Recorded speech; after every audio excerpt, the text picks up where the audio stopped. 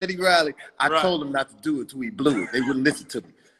I said, Brianna, don't play the fast songs first. Both them little niggas was arguing me down. We know music. I said, go slow song for slow song. If he played two occasions, you play Piece of My Love. Let's chill. Then take it. They ain't listen. They started out with that. And then you know what it was, Fox? It was the whole band setup. It was the whole, just play the music. You got hits. You know what it was? It's like I knew what Teddy was trying to do because Teddy, you know, he's a showman. He tried to do. Man, when that thing was going bad, I was texting him. I was like, "Yo, pull the plug, pull it. We got to pull it right now." but Brianna, man, like crazy, man. He was responsible for that. He was responsible for slow jams. Yeah. Do you know that story of slow jams? Yeah, I know the whole shit. What do you mean? This record right here?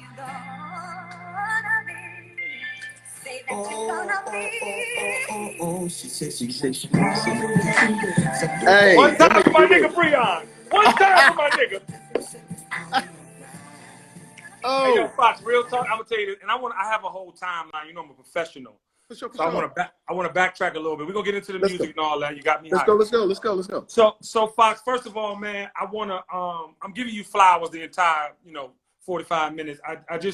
I feel a way because seldom do we have icons. Now, icon is a special definition. We have stars, we have people that contribute to culture, and then we have icons, and they're very few, right? But the spirit of most icons are selfless spirits. And I want to just tell my followers and yours that are joining us, I made a post on Puff's, one of my OGs comments last week.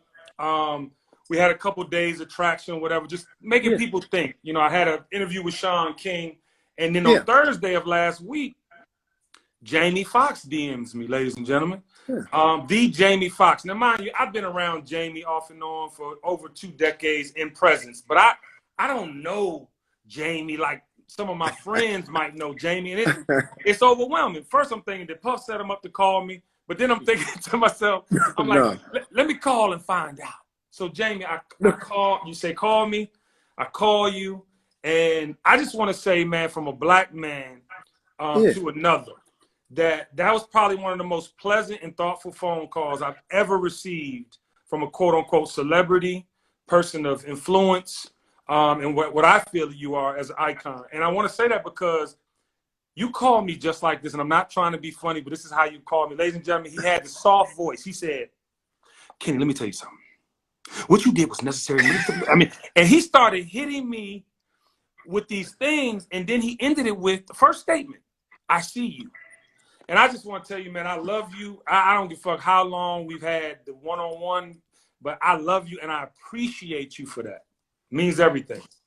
Well, first of all, KB, I got to tell you from a distance, just watching you your whole career, I said, damn, if I could just be that cool. I understand when you talk about the icon thing, but if I could be that cool, and what I mean for people that's listening right now, KB has this thing that when he hosts a party or when he's talking or when he's holding court talking to people, I said, ooh, the way he put that sentence together, the way he put that song together, the way you move the crowd. People will tell you, KB, that we may have whatever different levels of status, but our cool register, sometimes we lack. And when I look at you, your beard is right. The hat is, I was working on my beard. If I sneeze right now, this whole screen will go black. I was doctoring my beard. Hey, yo, Fox. But KB, here's the thing. You know there's always that one guy that no matter what, he holds his ground.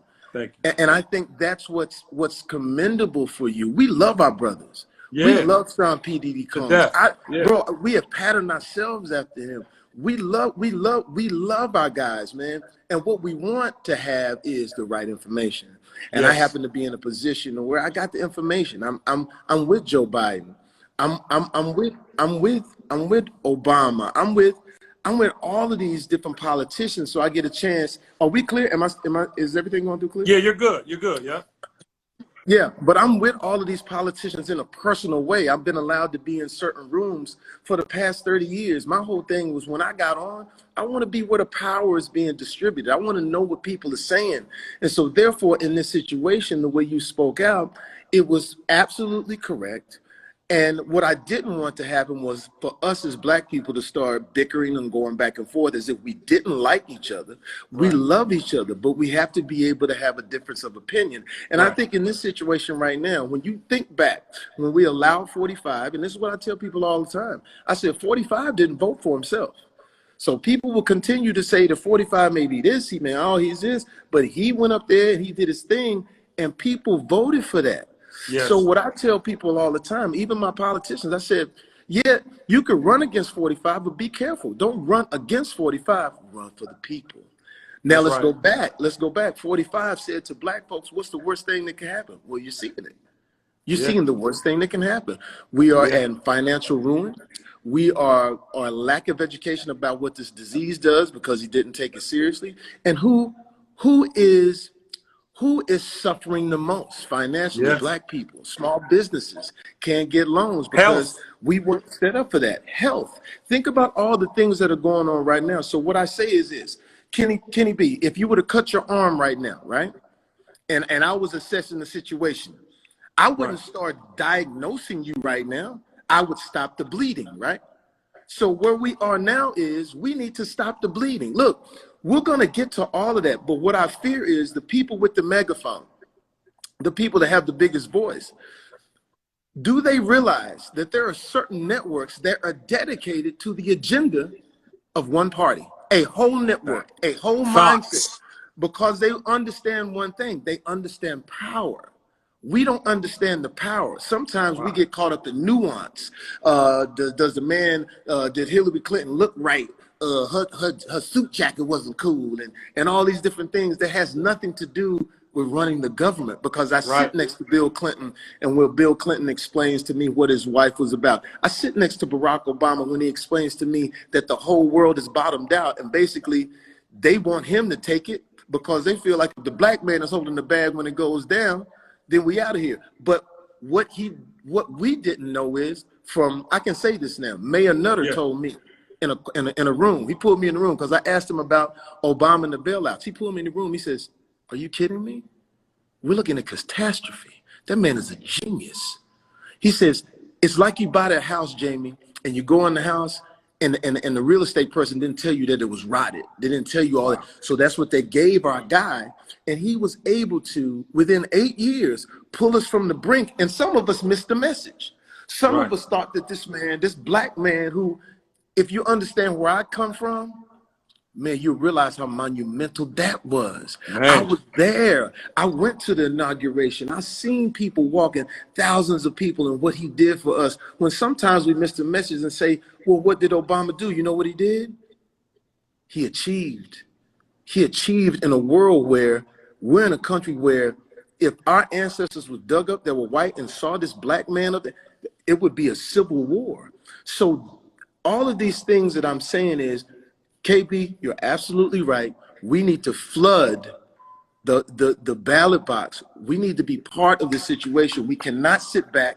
We cannot say right now, 6 months away from something, that we need to negotiate. No, we can't do that. What we need to do is stop the bleeding. Once we stop the bleeding, now those great questions from Charlemagne, Shaun King, all of those guys Angela who I Rye. respect their Killer intellect. Mike. Right. I respect their intellect. There is no doubt about it. But what we don't want to do is we don't want to start confusion, man. And here's the other thing. Like I said, there is a network dedicated. These are soldiers that are dedicated to making sure that the Republican agenda is carried out. And what is that agenda? It doesn't speak to us. If anything, you think about what this guy who's 45 said. He took out an ad against the 5 black guys in New York City. You got to think about this. You got to think about what they're actually saying blatantly to us. So Yes. my question is, if we are really disgusted with 45, then what's the problem? If we really want him out, then what we should do is full-heartedly, everybody, every single person, join hands and elect a person who I've known for years, Joe Biden. And Joe, all Joe was saying, give me the chance to be the president. Right. You're talking about all these other things that happened when I wasn't the president, but I Right. stood there next to a guy by the name of Barack Hussein Obama, and we did fabulous things. Let us complete our sentence. Let us bring us back. And Fox, I'm sorry, you are 1,000,000% correct. And the thing about it is, and I want to end the conversation with this, so I'm gonna take it back, but I want to talk about at the end how you put something in perspective for me, and I also want to continue to build on Barack's relationship with Biden and why Biden is the guy. But I want to go there. But let me peel back. Yeah. Let me peel back. All right, here we go. So I like to give our followers an experience. I like to give our followers Come on, man. a chance that, because Fox, just like you were graduating high school when I was in the 8th grade. You know what I'm saying? You're slightly older, but there's new people on here. Yeah, the 20-somethings are on here. And I want to remind people on how a real icon comes to fruition. So I want to go back to your 1,000 passes as a football player in Terrell, Texas. People don't know you as an athlete, really. People saw Any Given Sunday, but you was an athlete. Had that arm, baby. Yeah. Look at Texas. Everything was football, man. Like, to be honest with you, if we can go to a football game on Friday in the South, ain't no racism. Right. Ain't no racism because we love our football. So when I started in my pops was a coach for 26 years in the inner city in Lincoln High School. I went to high school in Terrell, Texas. Anybody out there in Terrell, holler at your boy, man. That's how we do. And but my sophomore year, I get on the football team, man. My whole life changed, man. Even when I look at my whole career right now, I go back to those days when I became a Terrell Tiger as a sophomore, intercepted the biggest interception against McKinney Lions. My whole life changed. The girls was on me. They were like, oh my God, he good. I was like, yeah, I'm doing my thing, 157 pounds, but I was hitting like a trailblazer. And then I became the quarterback, man, and then passed over 1,000 yards in high crazy. school. But I want to admit, that's a feat. Like, people, because my sons are athletes, your nephews are athletes, and when you get 1,000 points or you get 1,000, like that's a huge thing. Yeah, I passed over 1,000 yards, but I had about 26 interceptions. But don't look at that, KB. Don't look at that, dog. Listen, it's bad. It's bad when the preacher of your church is booing you on the field. I remember throwing an interception. I seen the preacher boo in the name of Jesus, nigga. Well, let me tell everybody. Man, you see, that's the wrong person. Listen, and I had to play the piano at church on that Sunday when I done lost a big game. Right. And the preacher be like, well, we're going to go ahead and pray for some of our football players. Looking at me like, so it wasn't all perfect, man. But during that time, man, it was like, I thought that was the end of my world. I thought that was it. I thought I was going to play pro football, but my calf muscles wouldn't allow it. Yeah. But I got how you redeemed yourself. I got how you, and I need pictures, Jamie. Like, I'm about to say this. And for my recaps, I need the Jamie Foxx historians to go in the vault and find me a picture of your group, Leather and Lace. Like, I got to know. I want to hear a song. I need something from your group, Leather and Lace. I need that, Fox. I'm going to you was breaking up a little bit.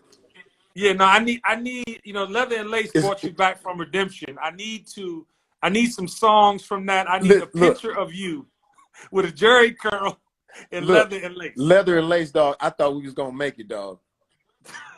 All the way jerry curl. And people say jerry curl, but see, I call it the California curl back in the day, dog. I had to look. People don't understand this. I had a Melvin Riley. You ain't going to understand that. Yeah. Nobody Ready gonna for the understand world. what the Melvin Riley is. That was Ready for the World. Tonight. Listen, I walked into the salon with the picture in my hand of Melvin Riley. Said, I need this, give me that. And they gave me the California curl. It was low in the front, long in the back. It looked like a Z28 from the side. Yeah. It looked like a Z28. Wait, Fox. I gotta remind the youngins just who Ready for the World was. Let me give him a little taste. Hold on. I gotta give him a little taste. Cause they don't understand how when this beat dropped right here, the things that happen when Ready for the World drops tonight. Ooh. That's when this was in.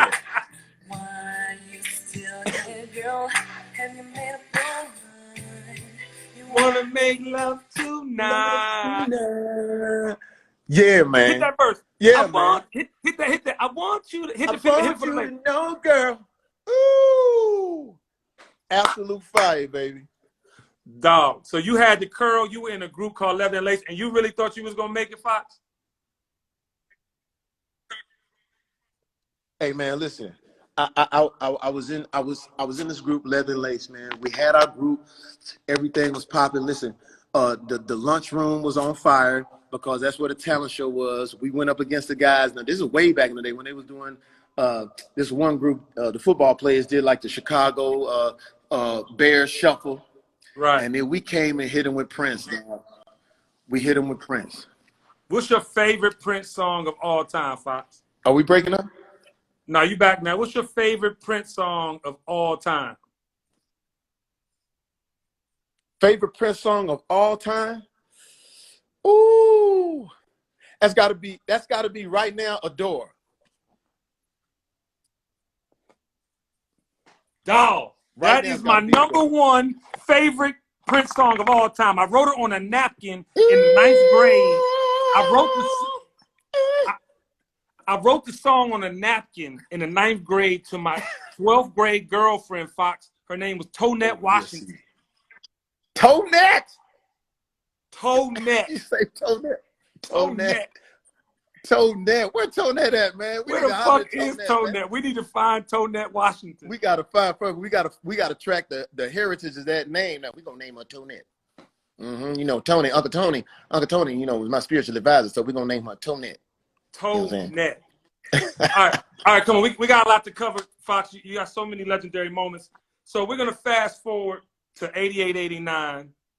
You've been funny. You've been selling jokes. You went through Leather and Lace. You threw 4,000 yards. You know, you're doing your thing. Then all of a sudden, your girlfriend dares you to go in a comedy club around 89. Yeah. And the artist formerly known as Eric does not exist no more. You now become Jamie Foxx. What was that like when you said I'm Jamie Foxx and you go on stage and then your life literally changes? Yeah, because the thing about it is my biological name is Eric Bishop, right?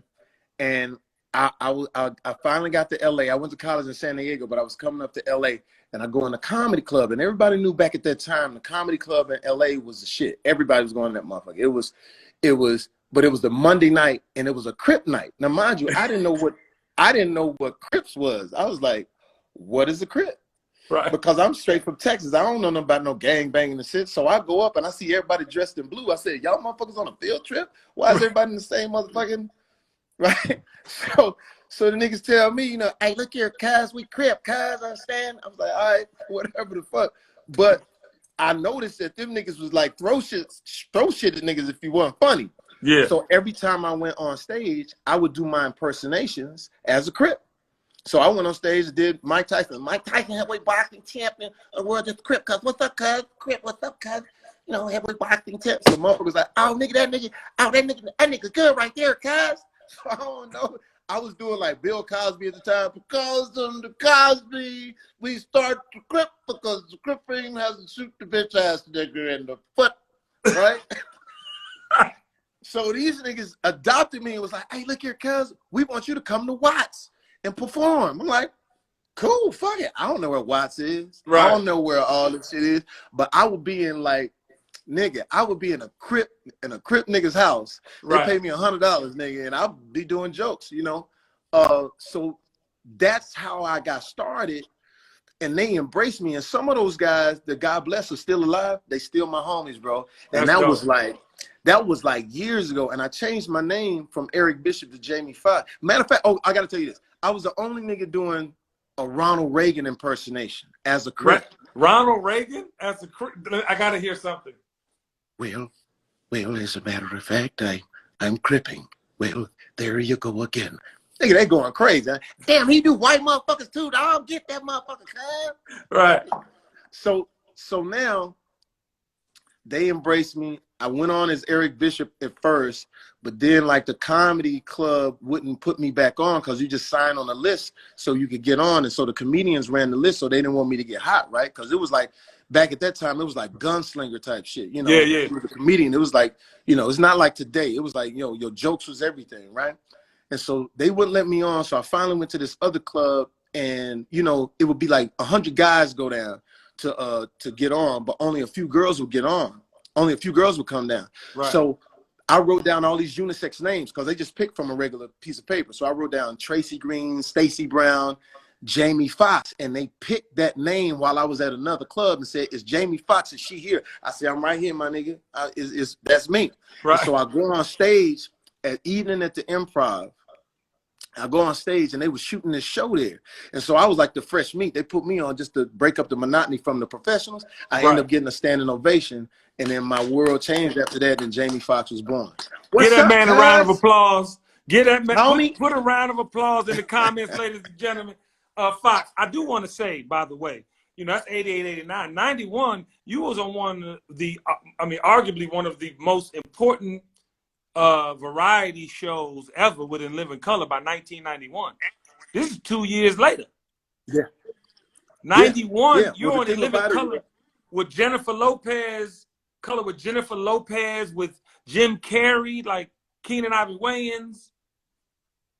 Well, here was the thing. I was in the comedy club and I said, let me think. I was the first person to do social media, KB. When I would go to the comedy club, I didn't want to be the comedian that had been there for years doing the same jokes. Right. What I would do is I would take these notepads and have everybody sign up on the notepad. And I had like 800 signatures of people on my notepad, right? This is like little cue cards. And so, nigga, I had 800 signatures, 600 were women, 200 were guys. And that thing became like my database. So I would sit at home, call people on their, I said, leave your pager number on there. That's how long it was. Your pager number. I would page it and let them know where I was going to be every week. You know what I'm saying? Right. So during the week I called. So on the weekends, I would have a gang of people come check me out. Then I invited the agents down and said, yo, come check my shit out. So imagine an all black audience and like 5 white dudes in there from CAA, and they checking me out, do my shit. So then I end up auditioning for A Living Color, bro. Right. Somehow it went from 100 to 50 to 25 to 10 to 5 comedians that was up. I was actually blowing the whole fucking thing. I wasn't doing well at all. But then Keenan said, I want to see y'all on stage. And I'm like, cool. Now the other 4 people that was against me didn't do stand-up. So I showed up late on purpose. So I went last. Bro, I go on stage, right? I look out and I see Jim Carrey, I see Damon, I see all the motherfuckers. I said, God damn, I gotta get it to him though. Now I was supposed to have my music play, but we was on the white side of town. Like we was on Sunset, you know. I do nigga clubs, right? Robin Harris type shit. Right. I said, hit my music. And this one they had a cassette tape. Nigga, the cassette tape don't work. So I had to get my shit going, get popping. Next thing you know, I just come out with this joke. I said, oh, well, fuck it. Give it up for the ladies. Where all the pretty ladies at? And they clapped their hands. I said, now, all the ugly ladies, let me hear you make some noise. And nobody clapped their hand. And I said, look at all the ugly ladies talking about, I know he ain't talking about me. Fuck that. Hey, for real though. Boom. Hit the motherfuckers. Wanda was born. Wanda was born. Standing ovation.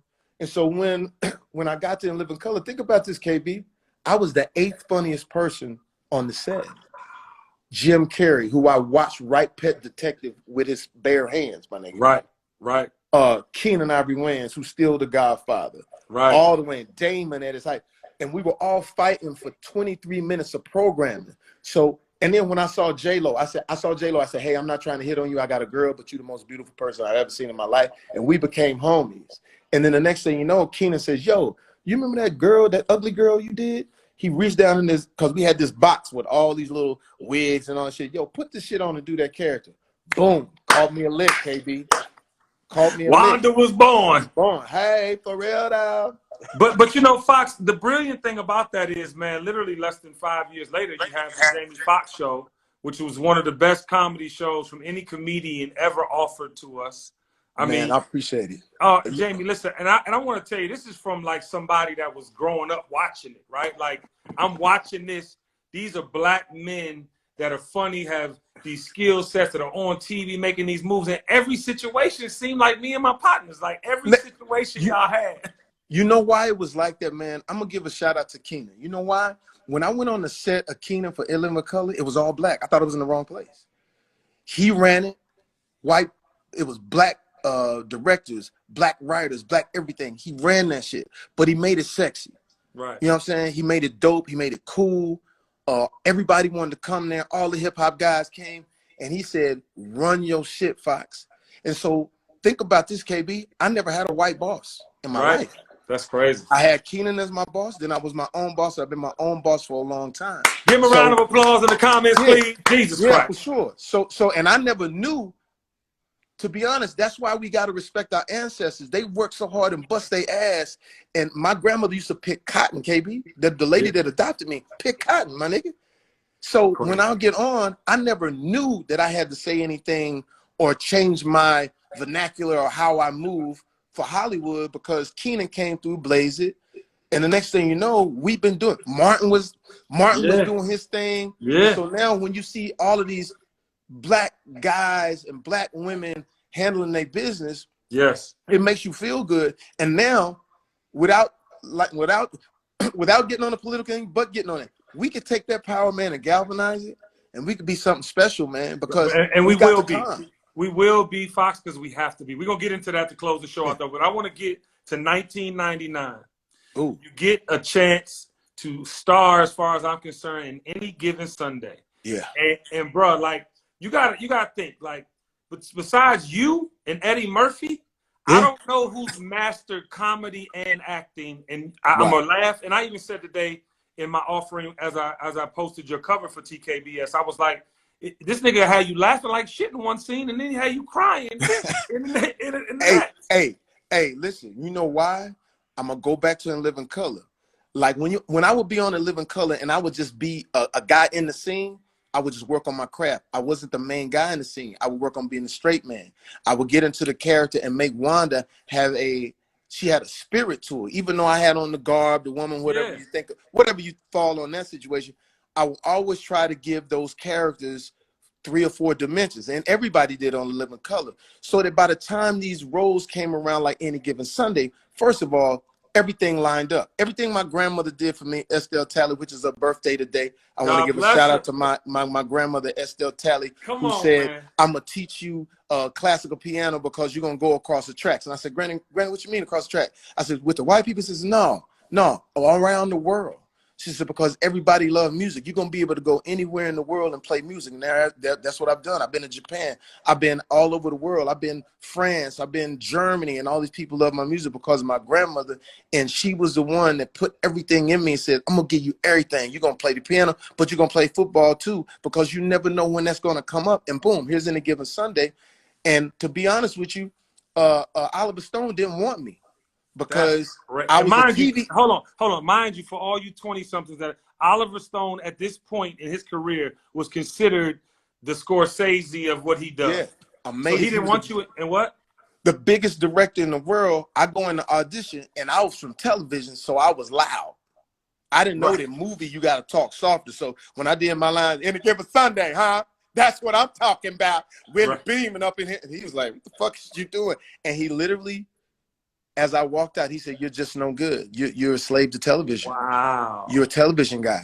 And so I kept coming back. And I finally, he said, listen, he hired me, but he hired me for another part. He says, I need you to play the quarterback. I need a quarterback. Can you do it? Right. And every day I was going in, I was still failing on the speech. So what I did was, bro, I went back to my Texas route. I put on my Dallas Cowboy helmet, went out to this field, got my homies. Oh, no, you don't. Oh, you know what? I got to respect that, though. KB, but I got to respect that. You got to respect that, though, right? You got to respect that. You got to respect that. It's like Cowboys and Redskins, we got to respect each other. Got to. Biggest rivalry in football. Yeah. So I get dressed up in my cowboy shit. I get my homies, and I just make a video on VHS. That's how long ago it was, kids. Yeah. Make a video, and I came up with this song while I was doing this sort of mock training camp. I said, my name is Willie. Willie Beamer, I keep the lakes screaming. Yeah, I remember that. Yeah. So we came up with that. Next thing you know, he looks at the tape. He says, I'm gonna send this to Warner Brothers. You're gonna be my guy. Now, everything that my grandmother taught me by letting me play football, when I came down, I did my own stunts because I wanted it to be authentic. So when I come down throwing the rock like 55, 60 yards in the That air, was they were you. like, I said, yeah. And the cold part about it was Al Pacino didn't really know football. He was a great actor, Right. but I knew the football. Right. And so I had to meet Al Pacino, man. And that blew my mind. When I first met him, like he was in this dark room, and I was like, oh shit, I'm getting ready to meet Scarfather, nigga, Godfather and Scarface. Scarfather. You know what I'm saying? Scarfather, nigga. Yeah, and I walked up to him and I said, Mr. Pacino, good to meet you. Do you like cranberry juice? I said, what the fuck?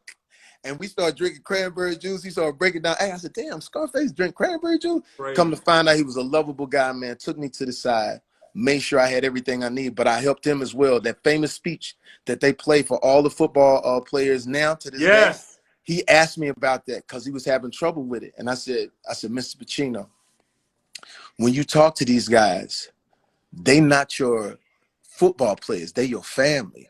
A lot of these black guys don't have parents. Wow. They don't have homes. So they football coach, they consider their father. You got to talk to them like you they daddy. Right.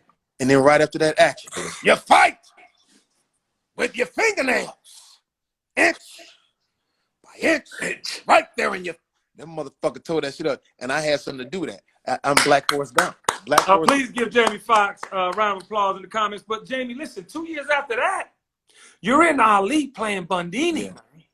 Yeah. I mean, I thought you should have got the best supporting actor in that film because you know, and Fox, I just got to give you flowers. I'm sorry, you literally, you know, at this point, it's easy to believe you could play an athlete because you was an athlete. You're funny. You could do comedy, but in this particular role, you were funny as shit.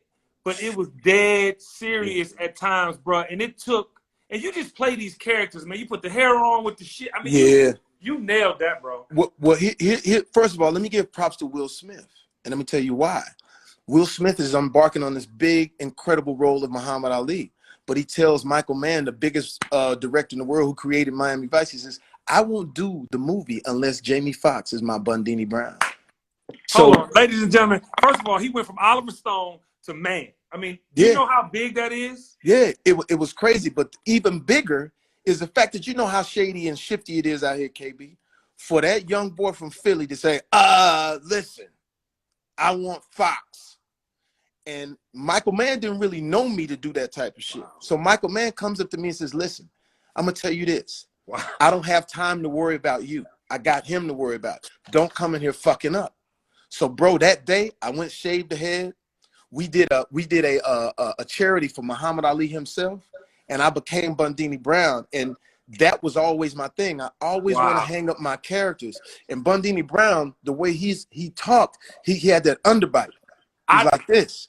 That's what I'm saying, bro. And he was a Jew and white women. Like it was. Yeah, he had that underbite. And he said, "Muhammad Ali is a prophet. How they gonna be God's son? Sure they jump out the garage and beat number 2." So I had to go get Bundini. I had to ask for that spirit to come down because my whole thing in my career, KB, is that I want to look back at my career and give everybody characters, man. If it's Wanda, if it's Willie Beeman, if it's Bundini, I'm just hanging the characters up. And now all the movies may not hit, but I just want you to remember all those characters. And Bundini, this is one thing. Here's a cultural thing. Michael Mann was like, well, when Bundini first meets Ali, he gonna be scared of Ali. Now, mind you, I don't know who Michael Mann is. Right. He says he gonna be scared of Ali. I said, why would he be scared? He says, because he's a heavyweight boxing champion. I said, that don't mean nothing. Niggas ain't scared of other niggas. He said, why would you say that? No, I'm sorry. I'm sorry. Maybe I'm going too fast. What I'm saying is black people ain't scared of other black people. If I see a star out, if I see Jay-Z or whoever like that, they got to say hi to me because I feel like we connected. You know, we can't never front. No, you're wrong. You know, he should be scared. I said, man, listen, man. Okay, so fuck it. So I do the scene the first time like this. All scared. All scared. I'm like, man, this ain't working. So they shoot it. Next few days, we shooting on the street. A black dude across the street, no, a white family walks up to me and says, Mr. Fox, can I get a picture with you? Right. Very quiet, very calm. And I'm like, all right, cool, take the picture. They leave. Across the street is a brother with a sack, and he eating something like he just came from the little shop, the grocery store. Yeah. He yelled across the fucking street, "Fox, my nigga, what's up, baby?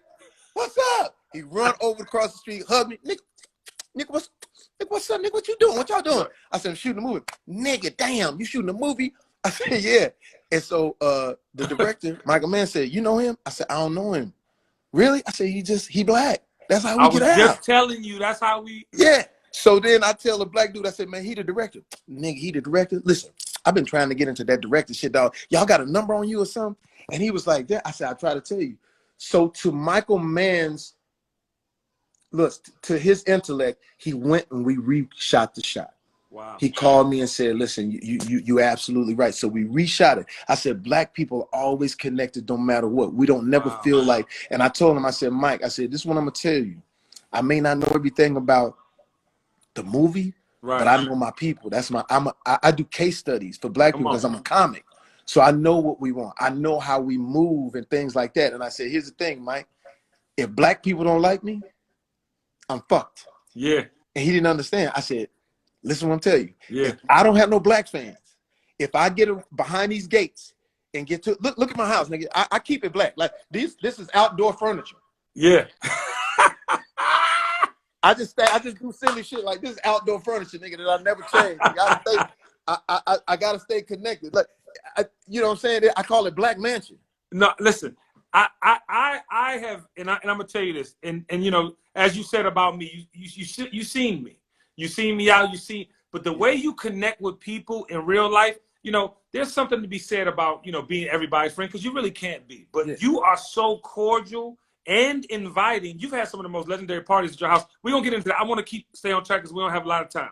Right. 2003, Fox. Yeah. Your musical dreams start to really unfold. You know, you had the success when you were featured on Twist and the Kanye Slow Jams. You had Gold Digger. You had the joint with Phil Mobb and Ludacris, Georgia. But my nigga, like, how did that feel from wanting to be in the music space to have hits in the music space? I'm gonna tell you what it is. That little motherfucker with that Kango that was dancing. When it come to me, Brianna Prescott, when it come to me, we just got magic, bro. Look, I would throw parties. Everybody know I threw parties. I used to follow Puff back in the day with a camera because I couldn't get into the parties because that nigga was so famous. Yeah. So I would just show up with a fucking Canon camera and say, "Yo, Puff, let me document this shit." He's like, "Okay, Playboy, come on in." So I would follow him, and one day he threw a party in Philly for $1 million. He said, "Yo, Playboy, this party cost $1 million." I said, "Nigga, what? $1 million fucking dollars?" It was great. Wow. I said, "Puff, I'll throw a party for you in LA for $400 at a rival this." That motherfucker got mad. "Yo, Playboy." I said, No, I'm not disrespecting. I'm just saying that's what I do. Right. So weeks later, I got outdoor patio furniture in my shit to watch. Nigga, right? So from that list that I had a long time ago, I would throw parties. So Puff comes to LA one particular Saturday morning and says, "Yo, nigga, make that shit happen." I said, "I'm already ahead of you." I go into my phones. I had a small house. I hit the nigga like 11:30. I said, "Where you at?" "It's fever pitch." "Where you at?" You went to that pad. You went to that pad with all them sky. I went to that pad with the run, and the fact that the party was no haters, because you know LA niggas could be hate. I only want niggas that would celebrate Puff. And at that time, that nigga had this out. Dun dun dun dun dun dun dun dun dun dun dun dun dun dun dun dun. He had that shit out. Yeah. Yeah. So the nigga come to my house, and when he walk in, he said, "Oh, that's that girl on that show, and that's that girl on that movie." And I said, "Yeah, we friends." Hollywood. I said, "Yeah, we Hollywood." I said, "But look on the table. I got Kentucky Fried Chicken. I just put it in a nice plate. I got Coca-Cola. I just put it in a picture. We had $208, and nigga, get it on." I said, "We had $208, and we hot as fuck." Now at that party, Puff and Missy was the shit. So Missy had a room, Puff had a room. Those are the two big motherfuckers. Wow. There was also a guy at that party standing on the wall that nobody knew. You know who he was? He had a little tracksuit jacket on. You know who he was? Jay-Z. It was Jay-Z. I walk up, I said, "What's up?" He said, "You know, it's a nice party. It's crazy. It's like this all the time." I said, "Yeah, it's crazy." It's crazy. And then in my garage where I keep my little stash of alcohol, there was a tall dude and a smaller guy. The smaller guy said, "Yo, B, it's like this all the time. Like, you know, girls and karaoke." I said, "Yeah, who are you?" "We're the Neptunes. My name is Pharrell." I said, "Yeah, I know you." So all of this is going on in my house, but in walks Brianna. Right. couple of parties later, Brian walks in and brings this guy, his jaw's busted, Right. got a backpack on. He said, that's Kanye, nigga. I'm finna get you in the music business. I said, what is a Kanye? I didn't know what that was. Right. He said, he the producer, da da da da. He said, but he's gonna be the next one. So I go up to Kanye and say, every time somebody come to my house, they gotta perform. That nigga spit this fucking incredible fucking freestyle. I said, that's all he wanted to do back then, Fox. He I wanted said, everybody knows he God. can rap. So, and then all of a sudden I said, nigga, you the most incredible I've ever heard. And then he goes, yeah, I got a song, Dad, I think you be good on. I said, nigga, I got the studio in the back because I put the studio in my house just because I would have people to have music, just leave me music because I was trying to get in the game. Yeah. So we go in the back, bro. He say the song goes, she say she wants some Marvin Gaye, some Luther, and I stopped him. I say, I got it. She say she wants some Marvin. He said, what the fuck you doing? I said, well, you know, I'm R&B singer. I got to put the R&B. That's what I do. Yeah. He hit the button. He said, don't do that. And I was like, all right, cool. Right. And he's checked me. I said, all right, cool. He said, just sing it regular. So in my mind, I'm thinking like, oh, man, this shit too regular. This shit ain't gonna go. So I begrudgingly sung it. I'm thinking he ain't gonna make it. This song ain't gonna make it. You know, I don't know. Because I done got older, you know. So I leave for 12 weeks and go do a bad movie. I come back and Brianna hit me. We in Miami. He said, yeah, remember? Yeah, nigga. You remember that motherfucking song you said was shit? I was like, yeah. It's #1 in the country, nigga. I said, what? #1. And we in Privé. Yeah. Miami with the roof gone. He go up to the DJ, tap him on the shoulder. Are you gonna be? Oh. And everybody went crazy. Nigga, I grabbed the mic. That's me, nigga. That's me. Yo, see, people don't realize though, Fox, people don't realize is that music is one of your first loves. Yeah. So to have this type of attention must have been fucking, and you're coming off Ali. Yeah, it was amazing, man. And like I said, Brianna had the magic for me. Dope. You feel what I'm saying? Like he told me, he said, look, nigga, stop being funny all the time. Like sing your shit for real. I'm gonna get you hits. So before a motherfucker see you, you're gonna be a hit before they see you. Because if you look at the transitions of my career, some people only know me for the music. Yeah. And so I had to shed the dress of Wanda. I had to shed the comical shit and then hit with slow jams. Some young folks only knew me for that. Yeah. So he was very smart in that, and then we went on, like I said, you know. Listen, I want to shout Brianna out, man, and I also want to shout out Tank, man, because when you put out Unpredictable and went gold the first week, you almost sold 600,000 copies. Yeah. Now, mind you, I just want to set this up. Comedians and athletes and actors all want to be artists, as well as artists always want to play ball or be funny. And for you to be able to do both, Fox, you can't keep moving, Fox. Dave, turn it on. Fox, you can't keep moving. You gotta stay still. We don't want to lose you. This has been a masterful interview. This is one of the best ever. I got you. I had to tell this nigga but you know, athletes always want to be singers and rappers, and then you got comedians and actors that want to play sports. But you mastered it, bro. Like to sell 600,000 records, 598,000 records go gold first week. That's you know what shit. You know what it was? Like I said, it was me. It was Bree. It was Tank. Tank helped it. Too, yeah. Listen, bro. When Tank came through, dog, he fucked me. I didn't think I was going to get in the music business because of Tank. Because I had heard this motherfucker. I said, man, I heard about this motherfucker named Tank out here. He in my lane. So me and my girl, we getting ready to fly to Africa to do some Muhammad Ali shit. Right. So I said, hold on, let me get my Walkman. That's how long ago it was. I said, this nigga Tank. So when I see the nigga CD case, he got his shirt off. I said, what the fuck? This nigga got a shirt. Put your fucking shirt on. Yeah, I was mad. So when I got all my CDs, I put this nigga at the bottom. I put that CD at the bottom. Right. But then I forgot my batteries for my Walkman. I said, let me go get my batteries and shit. And when I came back, the motherfucking CD was on the top and the whole laid out was pulled out. My girl had pulled all the shit out. I said, damn, you done made love to this nigga while I was what the fuck? But he was amazing, bro.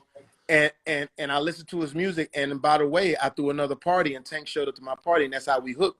And I said, listen, in order for me to get these records off, like I need you to help me do this album. And so he's always been like a catalyst. He's always been a person to like help me get there, to make the music legit, to make it authentic. And we hooking up again to do the new album because we were sitting around here. We like, man, we might as well give him something because I think that the R&B lane is still wide open. Man, listen, Fox, and it's necessary, bro. So let me go back a little bit because we passed something that's very vital, but I had to mention Unpredictable because that was monumentous at the time with Yeah, the for amount of sure. records you sold and going gold. But in the first week, I think it Yeah, ended thank up being platinum. But 2004, yeah, not only did you do Collateral with Tom Cruise, yeah, yeah, I mean, you got to think this. You received a nomination, the Academy Award nomination for Best Supporting Actor, but in the same year, you won Best Actor for Ray. And I just want to tell you this.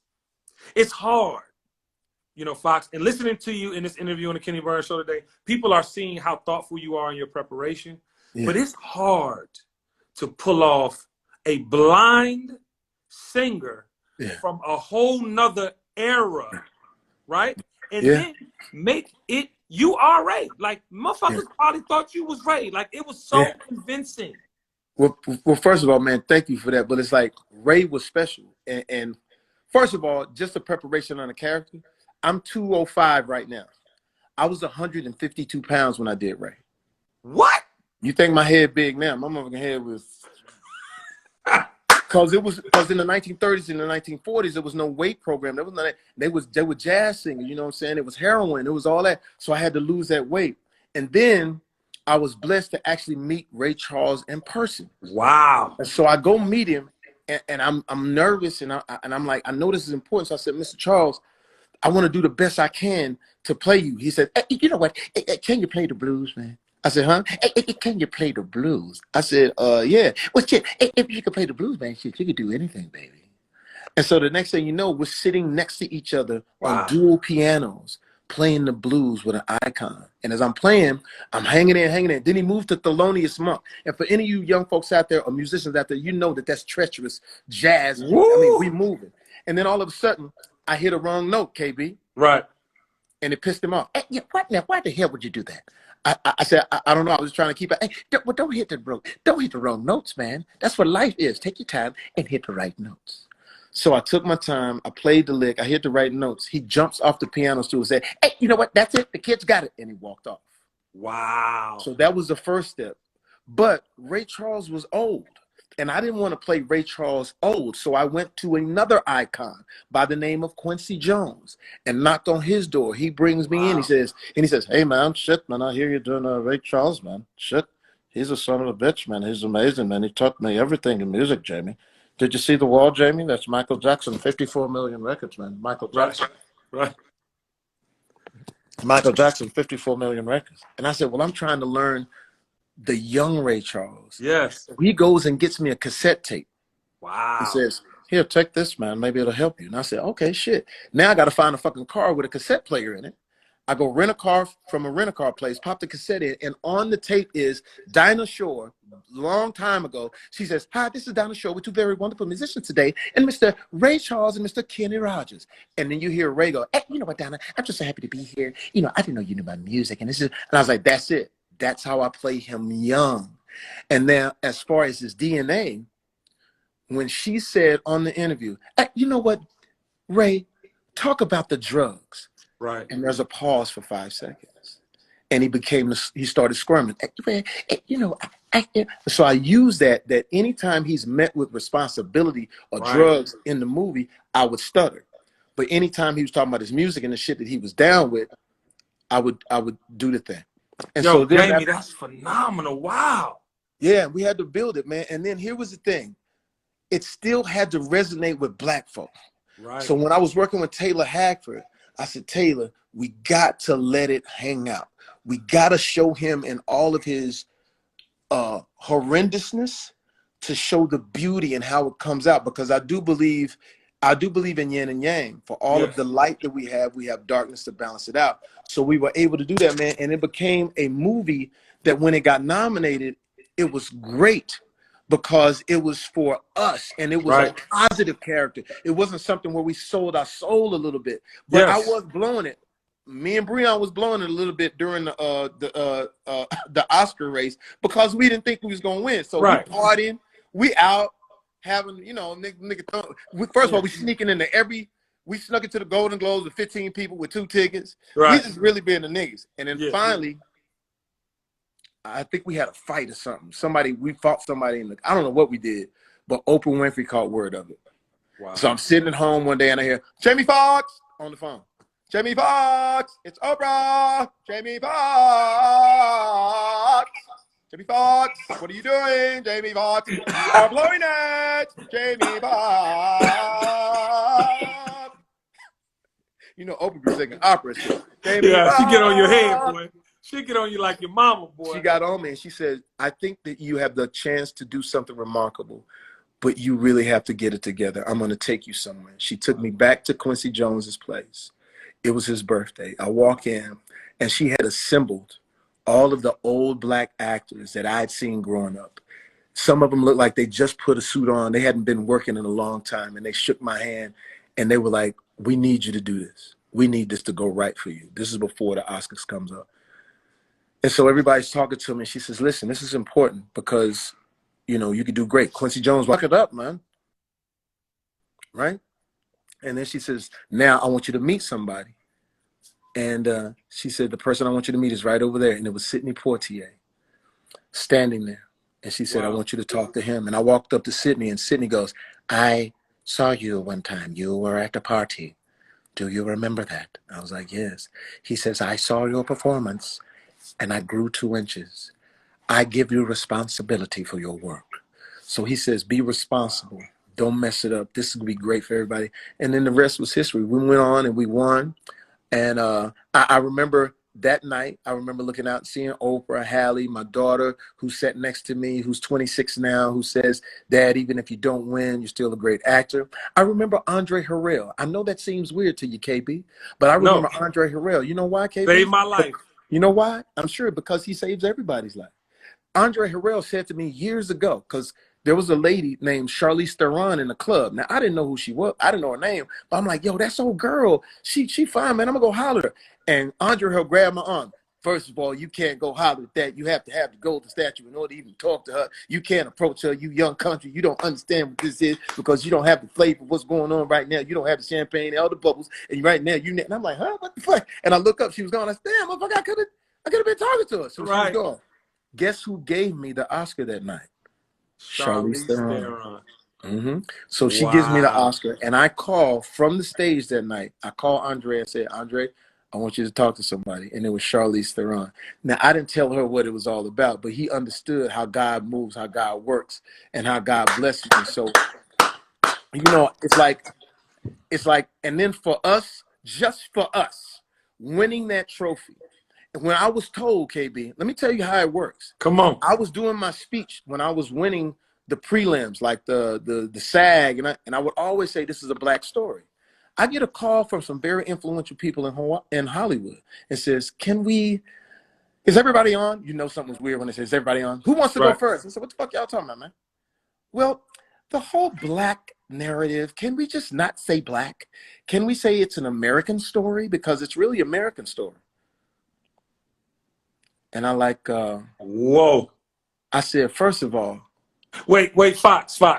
This isn't too important to cut off. You know, Instagram cuts off. Okay. Like at about, so what I'm going to do is, let's log off, come back, because we got 2 more things with that. Hold that thought. We're going to come right back. All right, cool. I'm about to go live, then you join right back. All right. Yeah, we're not missing none of this jewelry. None of it. So we're going to log off, back on, y'all.